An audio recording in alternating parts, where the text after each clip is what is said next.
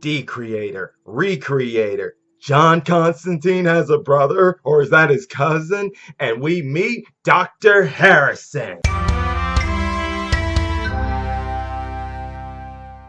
What's up, YouTubers of the world? MegaGeek Mixer here to give you guys this week's episode on Doom Patrol. I would like to apologize to everybody for not doing my review of Ep.4 last week, but that's because I had a family emergency that gave me a scare that lasted throughout the whole week. But all's good now, and I'm back, and I'm going to do a quick recap of last week's episode and then move on to this week's episode. And it's good to know that last week's episode was a to be continued for this week's episode. But with a quick recap of last week, the Cyborg was still trying to get the team to work together, but they were all still like, we ain't no team.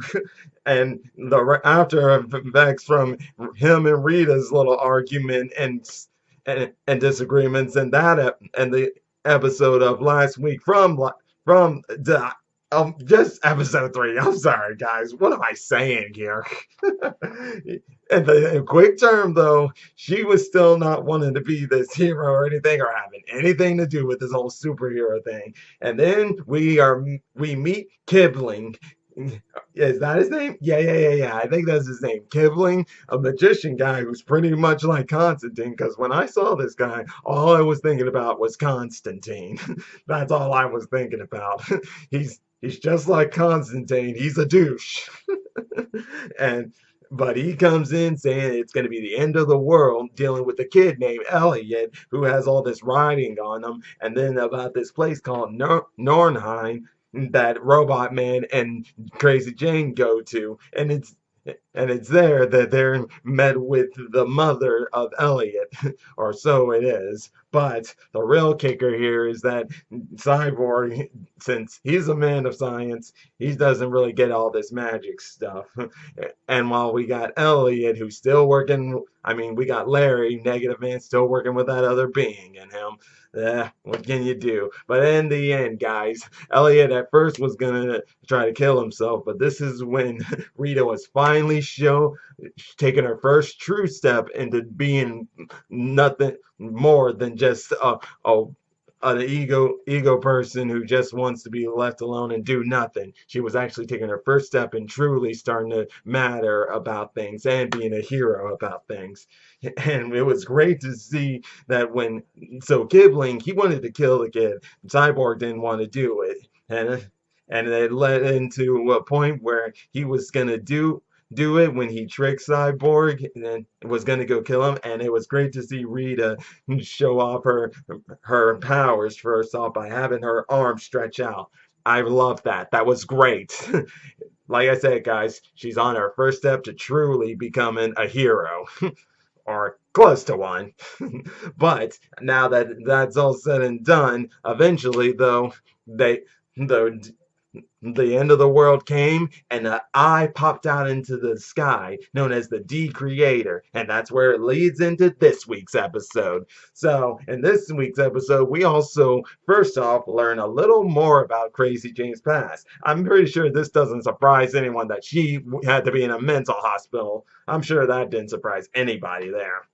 But I'm pretty sure most of us can agree that it really pissed all of us off how these guys were treating her. Oh man, I just wanted to pound some of those guys. I was just like, you guys were really pissing me off. I just want to punch you all in the face.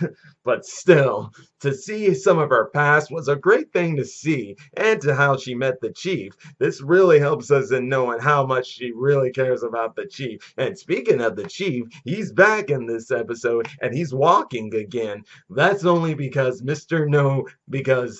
Nobody and him have made an agreement to work together for the moment. Why? Well, because of the Decreator, which is the end of the world. And how's that Decreator ending the world? Well, as it's looking at people, they start to disintegrate. Whoa. Luckily, though, it takes a little time, and this gives them some time to think of some things here. But as for them finding out that the chief is back, oh yeah, everybody's flabbergasted. Who wouldn't be? I mean, you've been looking for him all this time, and suddenly he shows up like that.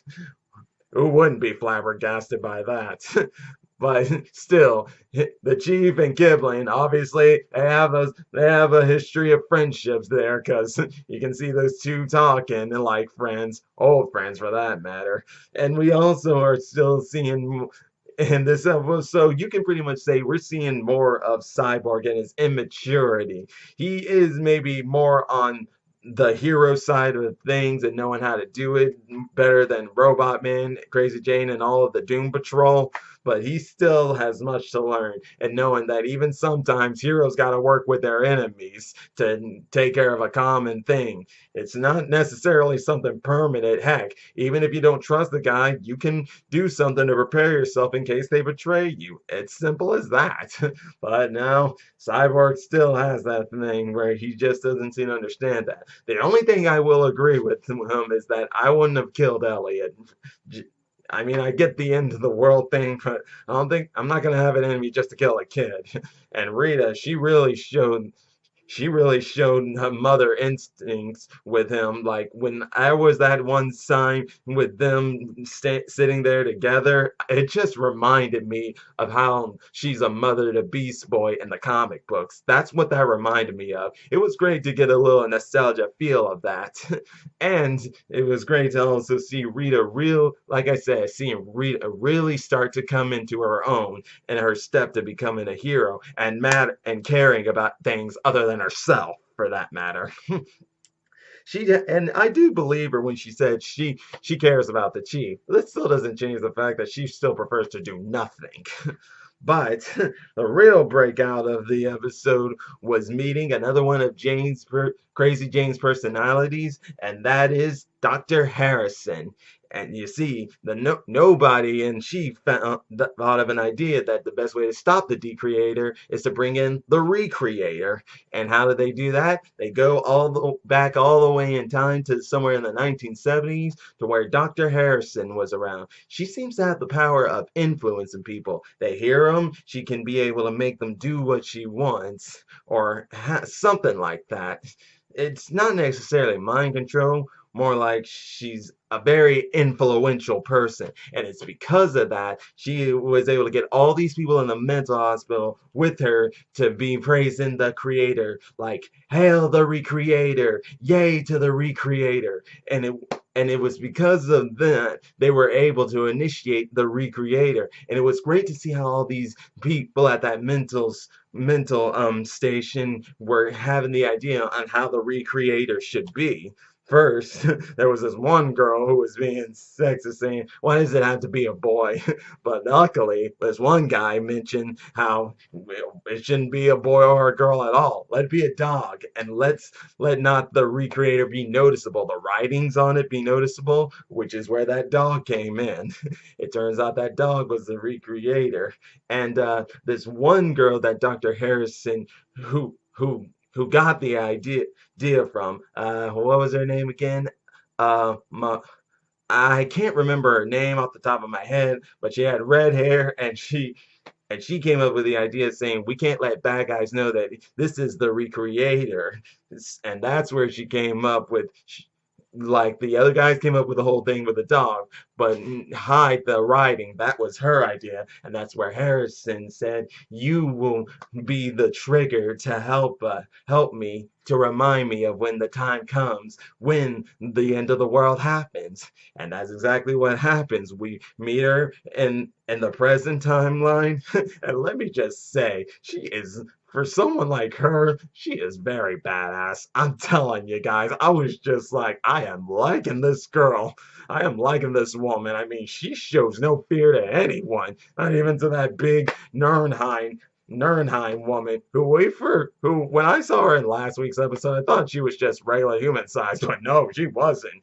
You find that out with her touching Jane when she was one of those when she's that little girl, Kay or whatever, who I think it may be the actual original personnel of her. I'm not sure. There's still much about Jane I'm still trying to figure out here, but I'm sure we'll learn more as things keep going on. But still, it was amazing to see that lady stand up to that woman, no matter who she is. But in any case, over in Nurnheim, which by the way is in a snow globe, and that's where Robot Man and Crazy Jane would been all the time. It's crazy. And I guess we're still learning more that Hammerhead just despises Robot Man, but no surprise that we all knew that Robot Man hangs around Jane because he reminds him of her daughter. But hey, ain't nothing wrong with that. I mean, we've all seen that Jane likes Robot Man. As for Hammerhead, Hammerhead pretty much don't like anybody. But either case, it turns out the bell was in Nurnheim. They ring it, and they got that dog, and they were able to bring another eye open into the sky, and boom, no more D-Creator. Everything's all well and good. Not really, though, because unfortunately, the chief was only there and able to walk just for that, just so they can stop the end of the world. Once that was done, though, he had to leave. He was told by nobody he could say goodbye, but unfortunately, that wasn't the case. Nobody didn't keep his end of the word to that. And as for Cyborg, he tried to find a way to stop him, but of course he couldn't. And he ended up losing his arm. And then he was being stubborn and not letting Robot Man or anyone help press some button that's on his neck that I guess calls his father, and well, it seems to repair his arm, but it seems to maybe have some after effects that Victor doesn't want. But all I can say is, Victor, dude, you needed help. Let's stop being stubborn here, man. Really, quit being a stubborn fool. And hey, he's just young. I'm sure he'll eventually start to get it with this whole that heroes gotta make tough calls, even with people and work with people you don't trust. I'm sure he'll eventually get it in the end, guys. I have no doubt about it, because I'm rooting for you, Victor. I believe in you, just as I believe in everyone else in the Doom Patrol. And speaking of which, let me just say, it was great to have Nobody back. I love this guy and his narration and always breaking the fourth wall. It is just hilarious. And speaking of which, we also got the cockroach again. We met the cockroach back in episode 2, and we hadn't seen him since then. But it was definitely fun seeing him banter with that rat. I was just laughing my ass off at that. I couldn't stop laughing. I love Nobody. This actor just kills it as Nobody and all this other stuff.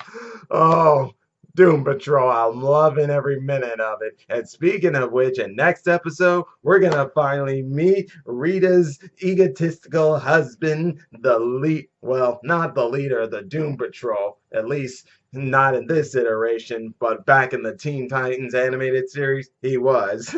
And the surrogate father of the Beast Boy, Mento. Yeah, we're finally gonna get Mento here. I can't wait to see what this guy does with this character. But as for everything else, it seems nobody left a message for Dr. Harrison. Something about the Doom Patrol. Yeah, that's right, guys. We finally got the name drop of the Doom Patrol. But it sounds like they're saying there's another people called the Doom Patrol before. It sounds like these guys will eventually take their names of the Doom Patrol. But I would definitely like to know what your guys' thoughts are. Did you enjoy this episode? Because I know I did. I'm loving this series. I can't wait for them to make another season of it, because I can already just feel that the next season is going to be great. But either case, tell me what you guys thought about it. Leave your thoughts in the comment section down below. And if you're enjoying my videos, all you got to do is click the subscribe button, hit the bell icon to be notified of more videos. And if you want to share my video out with other people, please do so. Get the word out. If you're enjoying my videos and feel they'll enjoy it, please do so. But until then, Mega Geek Mixer signing out. Bye!